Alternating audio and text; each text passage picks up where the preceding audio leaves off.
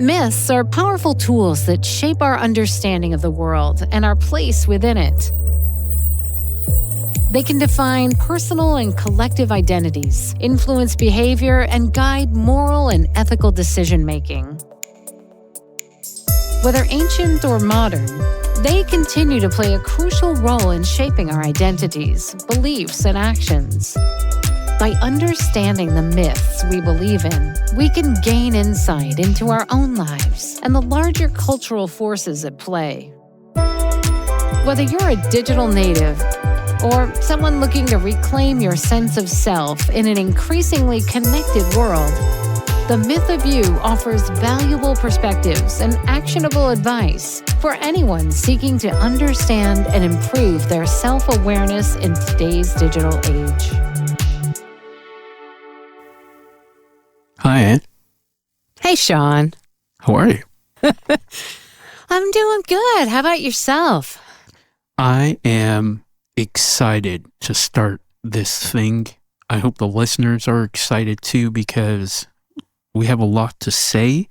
We have a lot to explore. And I'm looking forward to finding out your opinions on all of these different things and sharing stories for the listeners to take in, reflect on, and definitely interact with us. I want to know about the listener stories. Yeah, absolutely. And I think it's going to be a really nice, a really cool journey for self-discovery for I think both of us, as well as we go along this journey with our listeners. And so I'm really, really looking forward to hearing your thoughts on it too. We've not really delved so deeply into these discussions before. So yeah, it's going to be interesting. This is going to be free therapy for me. There you go. Yeah. You just got to talk it out, man. Talk it out. So obviously, when people saw the title of the podcast, hopefully that brought you in with the description, and either Ann or myself. And wherever you are in the world, this is the beauty of podcasting.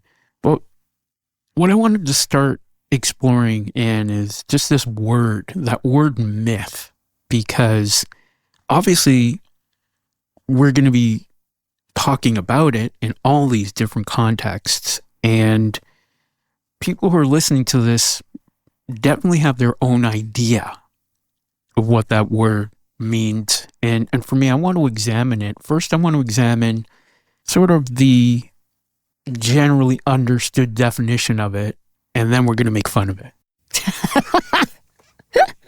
And then we're going to talk about our own definition. How's that? Absolutely. I like that. So in general, the consensus is that myth in the context of storytelling and cultural narratives is a traditional story. And it usually involves supernatural beings or events, or it conveys a cultural moral lesson. Sometimes it explains natural phenomena, and they're powerful tools. We see it every day. And it can lead to us understanding our place in the world, and it can define personal identities too, which is, I think, a big thing we're going to discover here. And for you, when you think of that word myth, what's the first thing that comes to mind? And then maybe what's your first experience that you think you kind of participated in? Yeah, good question. Well, for me, myth is a belief of some sort, but I don't always know if that myth is truth. And so for me, it's been something that's deep-seated, has been told over and over and over again, to the point where it is something that is maybe even a widespread belief and a widespread accepted belief, or not. But I think more often than not, for me, when I hear the word myth, it's been something that was a belief for many years and then ultimately became something that was of folklore, or it was something long ago. But I do believe that myths in our own lives really direct, like from the very beginning, like from when we're born, direct our pathways and direct our development, and can really significantly impact our trajectory in our life. And so for me, it can be a good thing if it's positive, if it spurs on positive development. But I think in a lot of aspects, my initial gut reaction is that a myth is something that I should not believe, that it's something that was truth for many people for a long time, and it was set to be put upon me to also be accepting of that truth. And I, of course, in my own independence and as I evolved, maybe started to question those myths because maybe they weren't working for me or working for my life. What about you? For me, it's been two things, really, because I sometimes straddle the fence between the word belief and myth. Yeah. And acknowledge more often than not that when a belief ceases to be true, becomes a myth. Mm. And then when I reflect on that, I'm like, yeah, I was a myth the whole time. And now that I know it's not true, it's a myth. But for me, when I think of that word, I don't even apply it to my life. I didn't even think about the story of my life, which we're going to be talking about extensively here moving forward and how to rewrite it. But when I think about myth, I'm thinking Star Wars, first thing I experienced. And then the theater of the mind, reading books. Yes, reading books. For those of you out there who don't even know what that means. Reading. Get off my lawn. Get off my lawn. Reading. Yeah. Well, you know, that's interesting because you say myth, and I think Greek mythology. I mean, back in school when we studied Greek mythology. And why did we study Greek mythology? To learn about the culture of Greece, or to learn, you know what I mean? What was the purpose of mythology? I mean, stories that were told from so long ago. It was believed, you know, Greek mythology, people believed that, you know, if you flew too close to the sun, right? Icarus flew too close to the sun. So it's interesting. Maybe myth, I mean, originated in like storytelling, right? Storytelling. And do you think myth was more for entertainment purposes? Or was it for, I don't know. What was it for? When I think of communication, story, everything we deal with every day, theater of the mind, I think, and we'll get to hero's journey, I want to definitely talk about that. This is where it sort of comes from. Before we evolved as human beings, I think, to the point where we could draw on the wall, on the cave wall. Before that, the only thing we had was stories, campfire stories. There were no Netflix back then. Yeah, and the only way we could, before we even, I guess, learned to write, we could still communicate.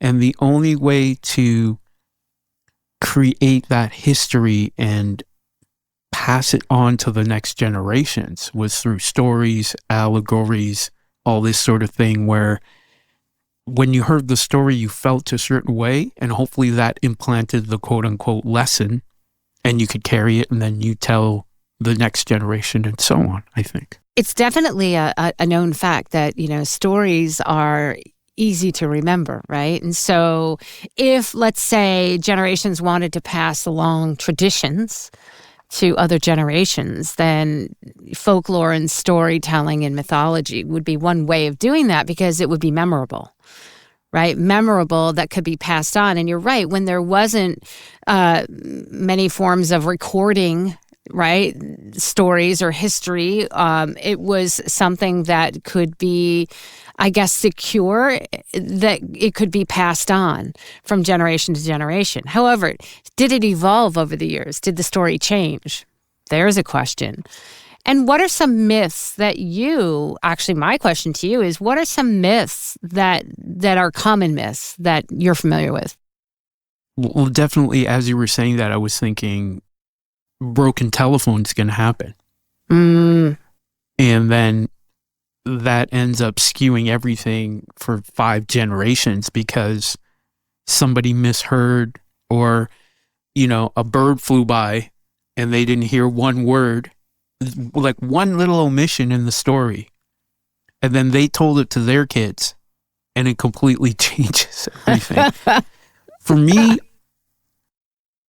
now that I'm the age I'm at and definitely have matured, and saying this sort of against myself, where I'm like, oh my God, I'm mature now. I can see. And for me, it's because I've had a lot of experience. Life experience, sure. And I've made a lot of mistakes. And I'm finding, rounding this corner now, I've made enough mistakes that they're starting to come back to me, the situations and the choices in different contexts, where I can go, oh yeah, I did that the wrong way last time. Sure. And don't you discover truths when you make mistakes, which I think is completely tied to, right? As we evolve and discover ourselves, we make mistakes and then we learn truths from those mistakes.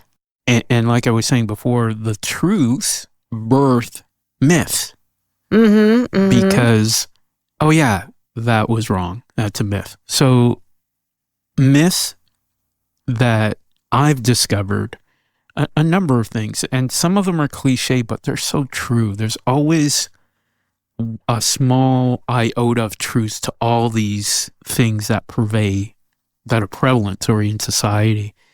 The big one for me, and there's a few, but the one that comes to mind first is that saying of, your opinion of me is none of my business. Not worrying at all about what other people think. And the reason that was a hard lesson, because of the business I'm in entertainment, in the music business, being in front of people. And at an early age too, I used to be a model. So hopefully all that damage is undone, but we'll see. But worrying about looks. Yeah. And giving my power of me and my identity away to other people. And then once that power is given away, you're hinging on somebody's opinion of you. And what is truth? And what is truth for you? And what is truth for you, right? And so you're hinging on their opinions. Yeah, and let's say someone has a bad day and you ask them something. Someone being parents. And they're curt or they say something snappy and you go away. And then you got to work on that trauma of that millisecond for decades and not realize it's guiding you. And then we fall into patterns. So the first, when we're talking about myths, for me, it's other people's opinions of me have no bearing on me at all. And the second choice leading from that is the word choice. It's a myth that people, or when they feel they don't have a choice, that's a myth, because we can always choose how to react to any situation in the moment. Yeah. Well, gosh, those are 2 huge ones. Like we could spend, I think, an entire episode talking just about, other people's opinions of you and how that affects, right, your development and how it affects you and decisions that you make. I mean, my gosh, that is, and outward appearances, right? Just that, being a model and having people's outside opinions of you affect your belief in who you are and how you feel about yourself. I mean, my gosh, isn't that like one of the reasons why I got into, the industry I'm in, is because I could be behind the mic and not necessarily have to be seen. And I could, just have my maybe worth generated from things that I say as opposed to what I look like. And I'll tell you, that can play with you throughout your life. I mean, that whole other people's opinions of you, and not just on what you look like, but, on what you should be doing and what you are doing. And if things are, if you're doing the right thing. I mean, especially with parental, parents, it's scary how much when we are young, their opinions of us will matter. And that can lead to some deep-seated trauma, throughout your life, really, just on the words they say and the opinions that they form on you. I mean, my goodness, I have to say, and I think we all experience it, right, to a certain degree, one way or another. Our parents' opinions of us. I mean, again, we could probably spend 5 or 6 episodes just on that. How did that affect you growing up? How did that affect were there myths? Did they say things? Oh my gosh, what was the other day? I was, I actually did a Peloton class, and one of the instructors was talking about, she grew up in the 90s, and she says, all the myths of the 90s, right? Don't stick your tongue out. It'll stay frozen that way. Don't eat, like silly ones, like, if you swallow the watermelon seeds, it's going to grow inside you, the watermelon, that kind of thing. Things that you're like, what? Like, I never, all of those things that, I mean, they may sound, silly or frivolous, but still, that is something that, as young developmental minds, as we were growing, we were told over and over again. And guess what? We believe them to be true for a long time until we got older and had life experience. I mean, it's incredible, the influence and the power. Just because you've done it for a long time doesn't mean it's true.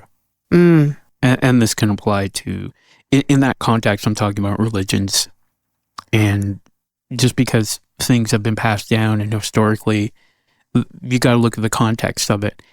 Back to what you were saying too, the reason I talked about being a model too is because I was 16 when all this happened. Mm-hmm. And it did define the story of my life. Oh, I bet. Absolutely. And when we talk about the story of our lives, this is sort of the service we want to provide here. We're going to examine deeply what that is, what that means. If you're happy with the story and how it has led you and defined your life, and then can you rewrite it? Or if you've been unhappy, absolutely. I mean, that I think is key. How do you rewrite it? How do you write the story as you want it to develop, really? I think it's entirely possible. And that is why I am so excited to be doing this series with you, because I really believe that uncovering the tools in order to rewrite the story of yourself and to guide your life in the direction that you want it to go is super powerful. Super powerful.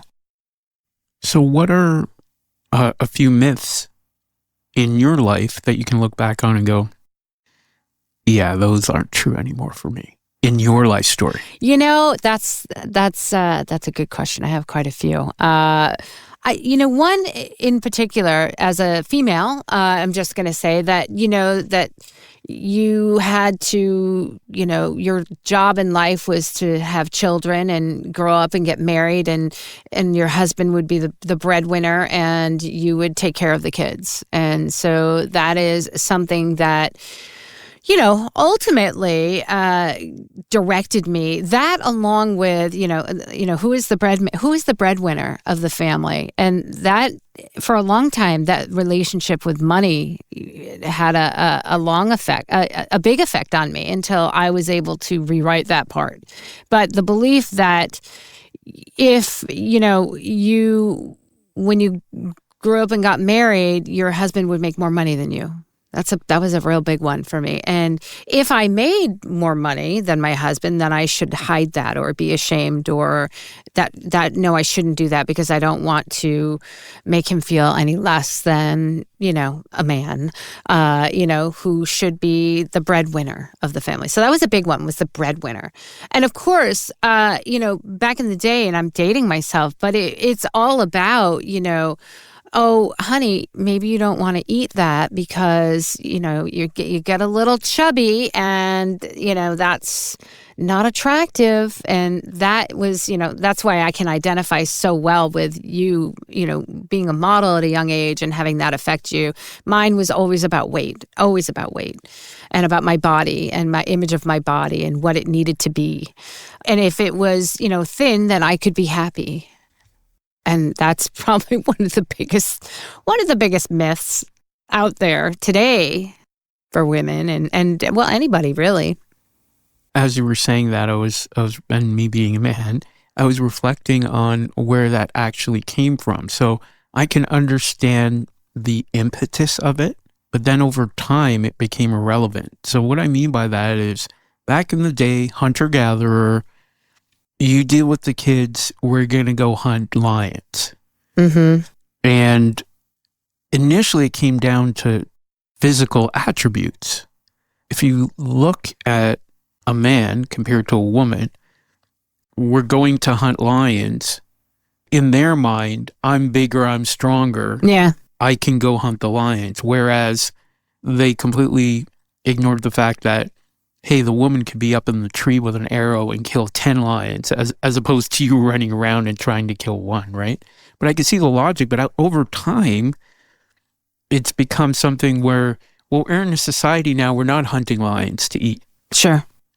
So the tradition, the myth of that has carried through where man strong, woman weak.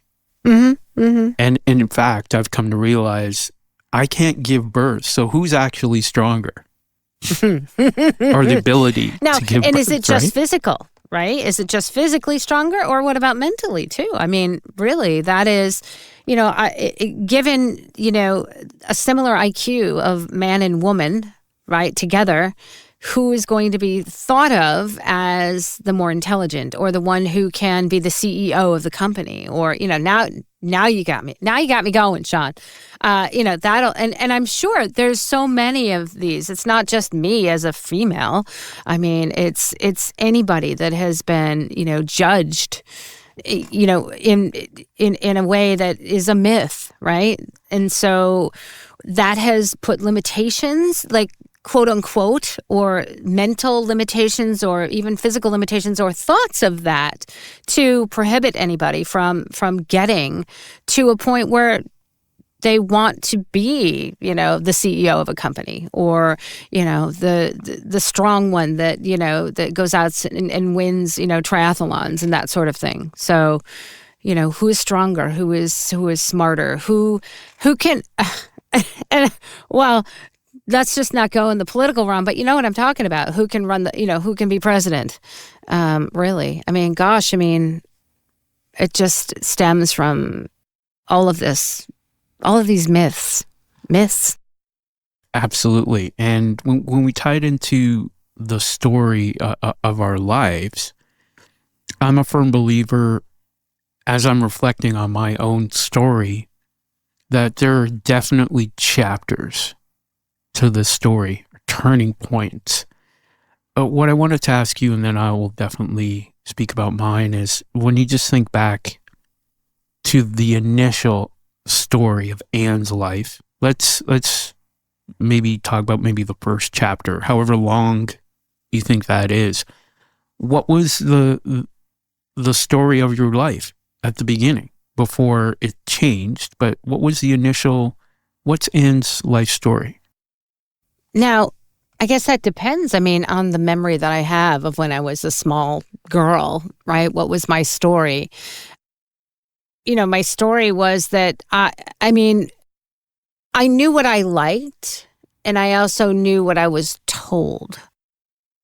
And it was, I think, a long time before I was told that, well, girls, right? So girls wear dresses and, oh gosh, and this is probably generational though, but it was like, children should be seen and not heard. That was something my grandmother used to say all the time. And so, we couldn't get dirty. If we went out and played, we could not get, our good clothes dirty. And so I had certain, limitations as a girl. I had to look pretty. I had to, dress pretty, or what they considered to be pretty.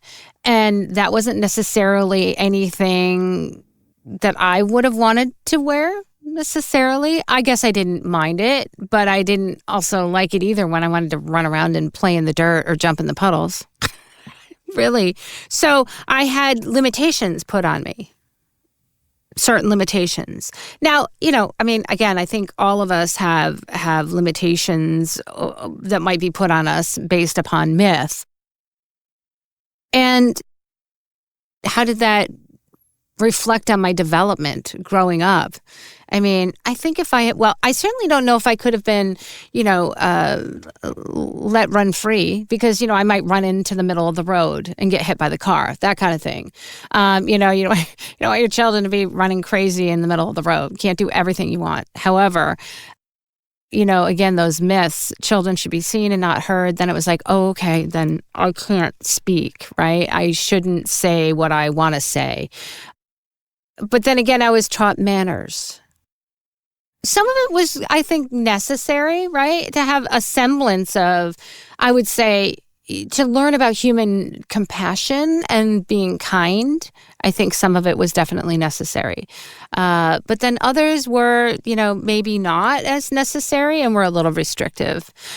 Because I never really felt like I wanted to dress up in dresses. I grew up with brothers, and so I wanted to go play ball.